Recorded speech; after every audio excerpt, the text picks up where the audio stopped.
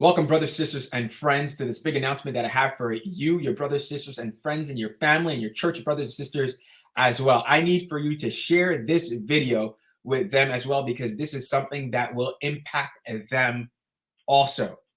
We are going to be doing a series of studies where we're going to be taught to number our days so that we could apply our hearts unto wisdom. If you look in the world right now, political world, in the economic world, in the social world, if you look at things in agriculture or in the education system or wherever, you see everywhere there is some kind of a crisis.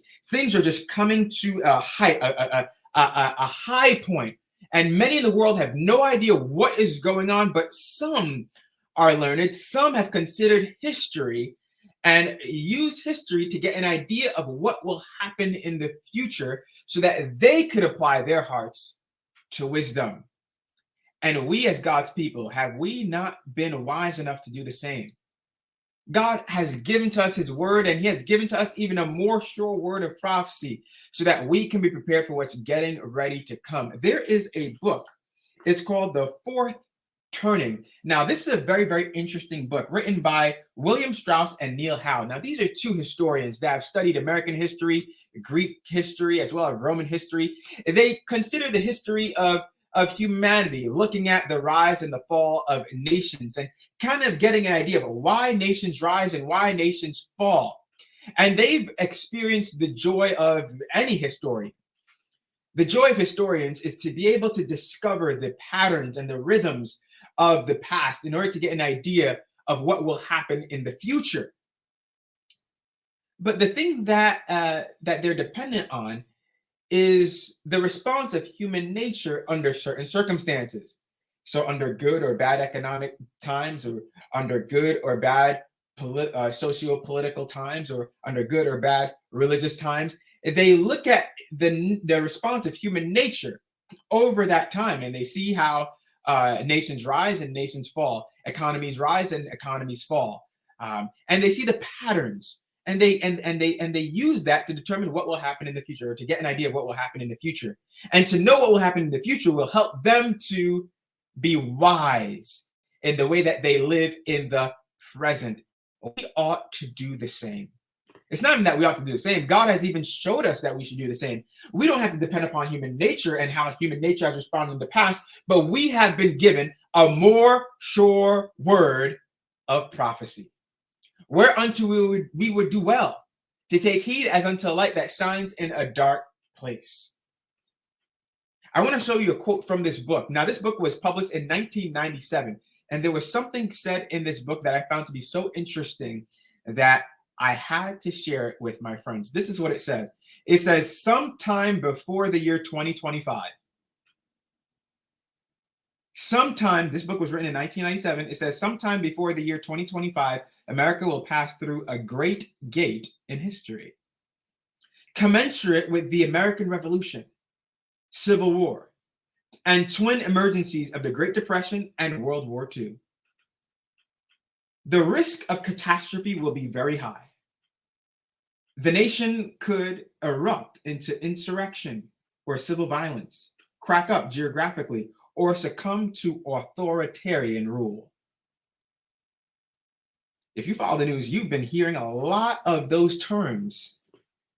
Now, these are secular historians who are saying that just before 2025, these things may happen. They're not exactly sure what it will be, but they're seeing that there will be a crisis.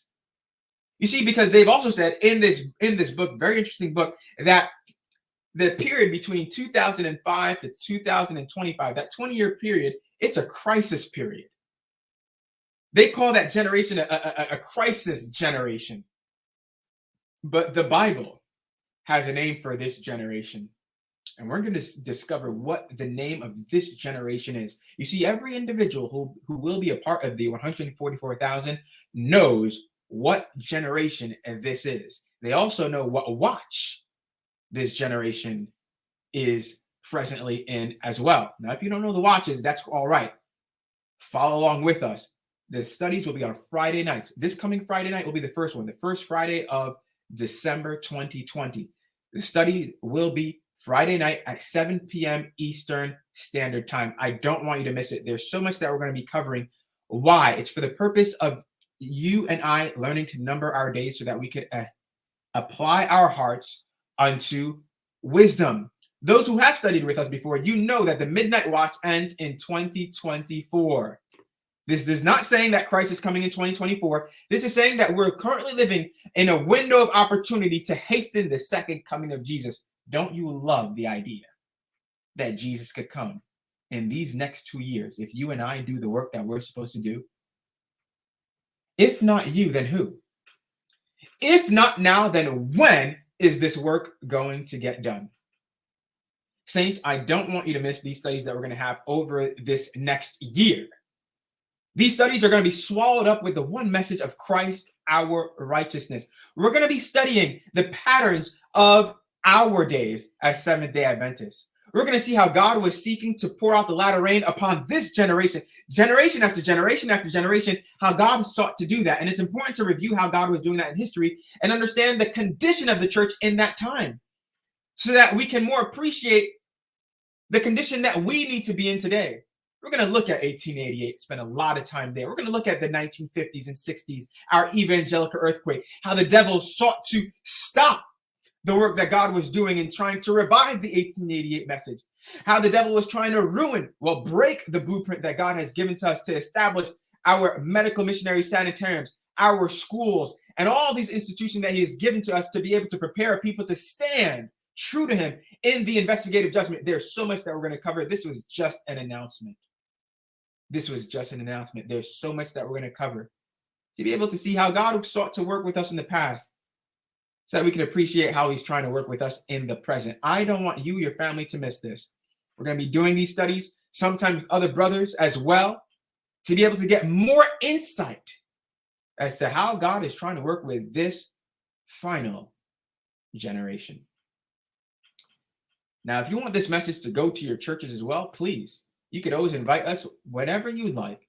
Our email is lastrayministries@gmail.com. Again, that is lastrayministries@gmail.com.